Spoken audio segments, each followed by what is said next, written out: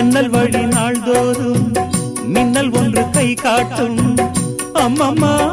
என்னைத்தான் ஆசைகளில் நீராட்டும் எனக்கும் உனக்கும் இருக்கும் நெருக்கம்